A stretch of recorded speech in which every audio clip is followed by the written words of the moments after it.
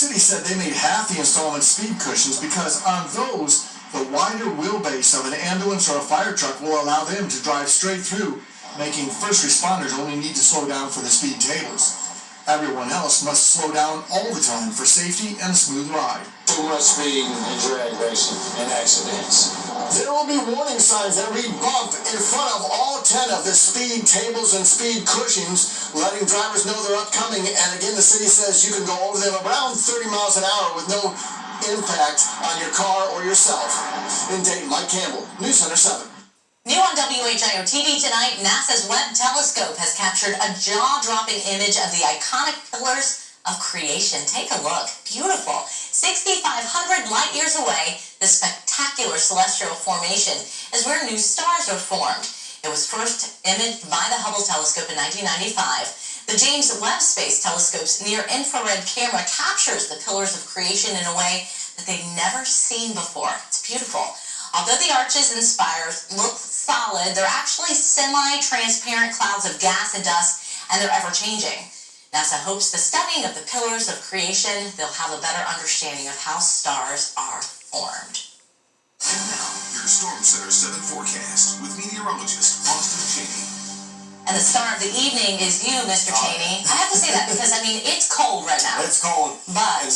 And the numbers are dropping quickly. We were 39 degrees when we came on the air. Now it's 35 degrees here in Dayton. Yeah, and you mentioned something earlier in the newsroom. You said something about if you didn't have your plants and they were still alive, they probably won't be after tonight. Yeah, now the mums are going to lose the battle tonight if you leave them outside and you don't cover them up. We'll have a pretty hard freeze tonight. But luckily, after tonight, temperatures do start their warming trend. So here's what we're tracking. And that's why I said you're the star, because you're bringing good news. I am bringing the good news eventually, especially once we get to the weekend. As we're tracking tonight's going to be the coldest night that we see for really the next 7 days. Every day after today, we moderate both during the day and at night. That's that big warm-up. 70s are back in the forecast come this weekend. And if you want some rain, we're still trying to sort out the timing differences with that system next Tuesday, but I do think we will see some showers by, say, the early part to the middle part of next week.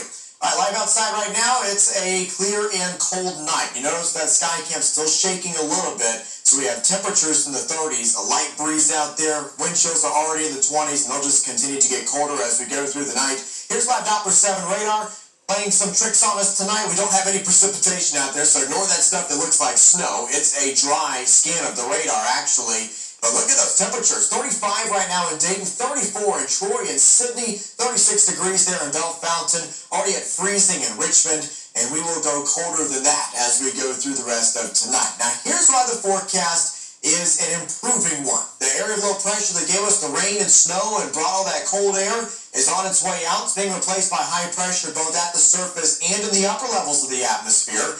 And that would give us a dry next several days and a warming trend in the temperatures. Although it'll take another night or so to get there and get rid of the really cold stuff. Overnight tonight, down to the 20s. 29 degrees here in Dayton. 31 when you wake up tomorrow morning in Eaton.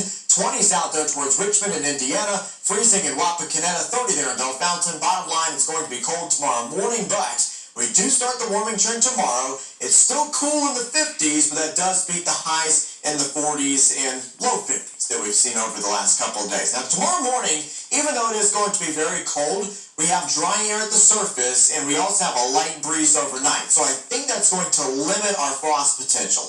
If you live in a sheltered area, the winds can die down a little more than, say, the surrounding areas. You may get a light frost on your windshield. You'll have to do a quick scrape, but I think most folks will be fine as we start to go to work tomorrow morning. Tomorrow's forecast, a cold start, still cool at lunchtime with a mix of sun and clouds, back to 56 degrees for a high temperature by about 4 p.m. tomorrow. And then after tomorrow is when it will really start to feel warmer. 68 degrees for Friday. That's actually above the average for this time of year. Then we'll stay in the 70s for Saturday, Sunday, on into Monday. 75 degrees as we start the next work week. Planning out your weekend. Both days look great. No threat for rain on either Saturday or Sunday. Sunday will be the warmer of your 2 days as we get to 74 here in Dayton.